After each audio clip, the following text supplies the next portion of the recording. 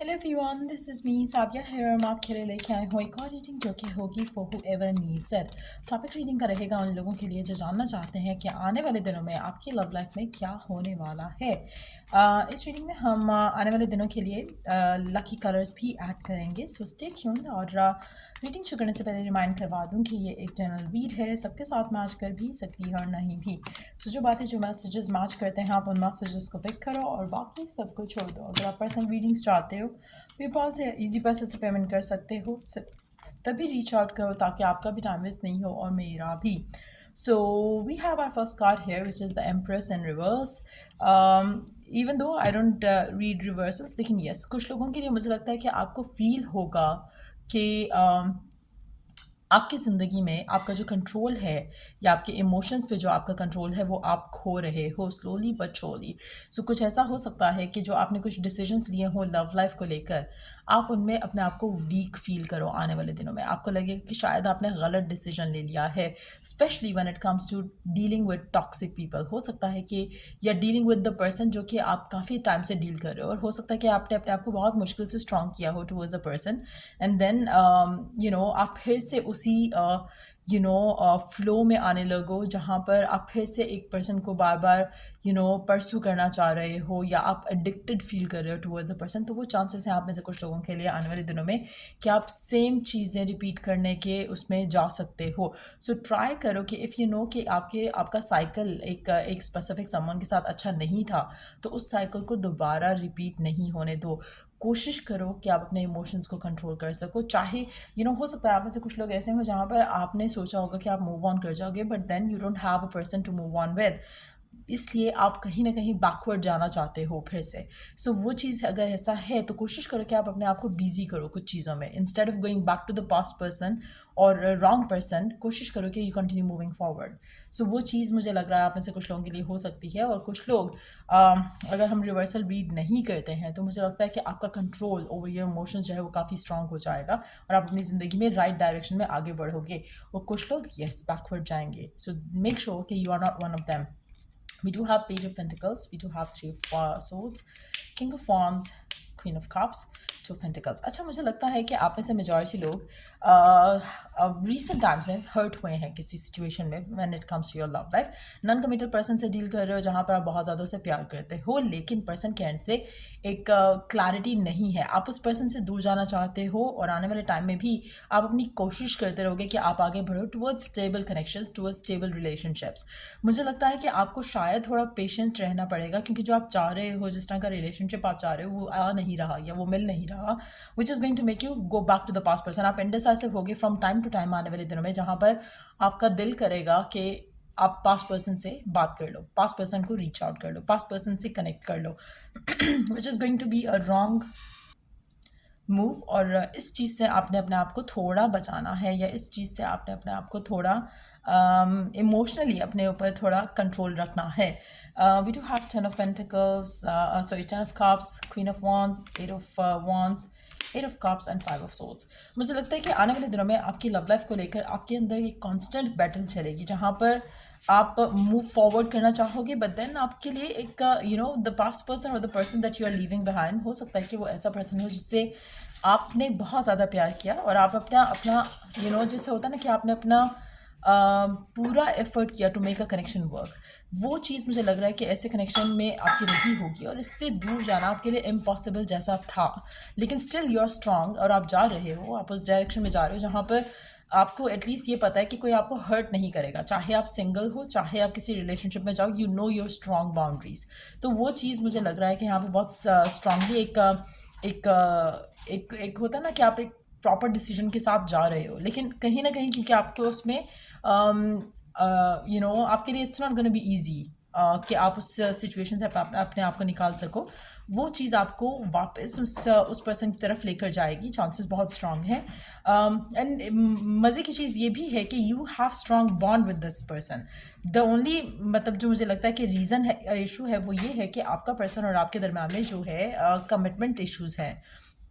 Connection आगे नहीं बढ़ सकता। अगर हम खाली कनेक्शन को देखें तो मुझे लगता है कि कनेक्शन काफ़ी स्ट्रांग है, आप लोगों की केमिस्ट्री बहुत अच्छी है, सब कुछ बहुत अच्छा है, लेकिन कमिटमेंट नहीं आ रही है। लव लाइफ जो है वो उस तरह से आगे नहीं बढ़ेगी जैसा आप चाहते हो। अगर तो आप एक दूसरे के साथ खुश हो और अगर आप लोग इस चीज़ को एंजॉय करना चाहते हैं, इस फेज़ को एंजॉय करना चाहते हैं, then you can be with this person. लेकिन अगर आप एक दूसरे के साथ होकर आपके जहन में कमिटमेंट का इशू चलता है, तो then it's better to end the connection. क्यों? क्योंकि आप लिव इन द मोमेंट नहीं करोगे। और अगर आप लिव इन द मोमेंट करते हो और आप तब जाकर पर्सन से कम्युनिकेट करते हो, एक दूसरे के साथ रहते हो, यू विल बी हैप्पी। लेकिन अगर आप जहाँ पर फ्यूचर के बारे में सोचना शुरू करोगे, आपका कनेक्शन ख़राब होगा। So make a choice, make a decision. आपको क्या करना है? क्या आपको पास्ट पर्सन के साथ कनेक्टेड रहना है? क्या आपको इस इंसान के साथ रहना है जिसके साथ रह के आपको खुशी तो मिल रही है लेकिन आप उसका फ्यूचर नहीं देख रहे हो?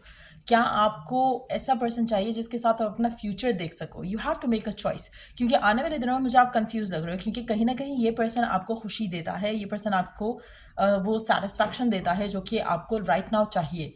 लेकिन जब आप इसके फ्यूचर के बारे में सोचते हो तो आपको या तो क्लियर कट पता है कि चांसेस नहीं है, या फिर आपके डाउट्स इतने ज़्यादा हो जाते हैं कि आपको लगता है कि ये फ्यूचर में तो कहीं नहीं जा रहा। वो चीज़ आपको कहीं ना कहीं स्टक कर देती है।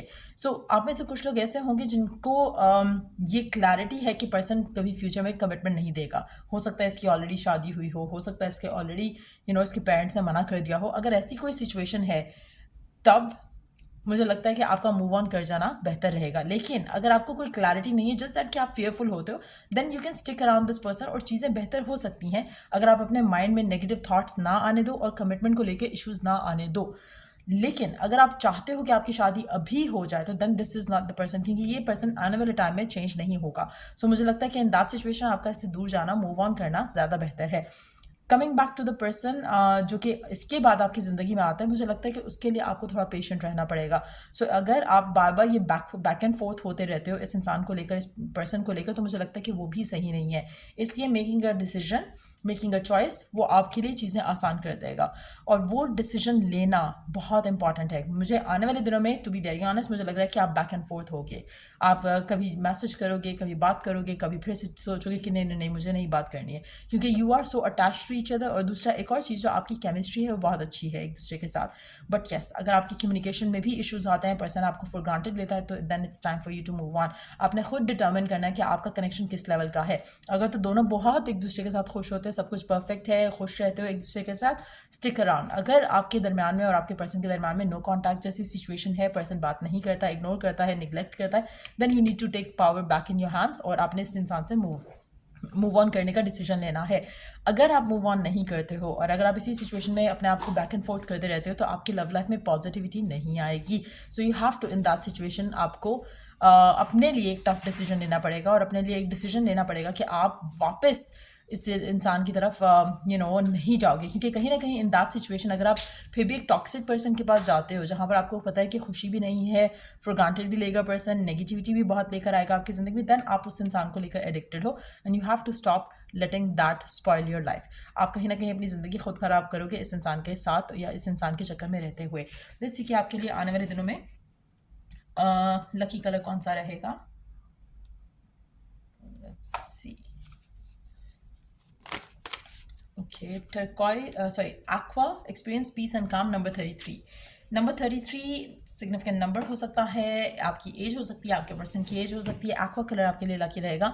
आपके लिए ज़िंदगी में राइट नाउ पीस में रहना, काम में रहना ज़्यादा इंपॉर्टेंट है दैन एनीथिंग एल्स। कोशिश करो कि जो भी चीज़ आपको पीसफुल कर सके, काम कर सके, उन चीज़ों के ऊपर आपने अपना फोकस लाना है। लेट्स सी मोर कार्ड्स और क्या करने की ज़रूरत है आने वाले दिनों में आपको अपनी लव लाइफ में।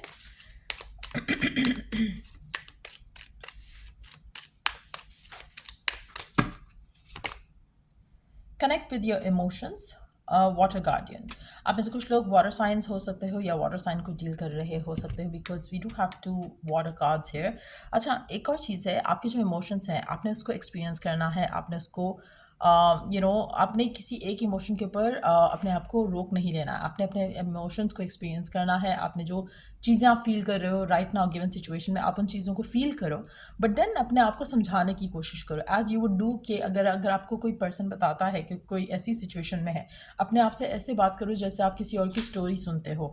फिर अगर आपको कोई और पर्सन अगर ऐसी कोई स्टोरी सुनाते तो how would you act and react, और क्या स्टोरी पे आप उसको लेसन लर्न करने का बोलोगे, और क्या समझाने की कोशिश करोगे। ऐसे आप अपने आप को ट्रीट करोगे, आप अपने आप को ऐसे बताओगे चीज़ें कि क्या बेहतर है क्या नहीं बेहतर है, और फिर समझने की कोशिश करो कि क्या करते आए हो और क्या मिलता आया है, क्या कर सकते हो और किससे क्या मिल सकता है। कोशिश करो कि आप अपने आप से have that conversation with your self.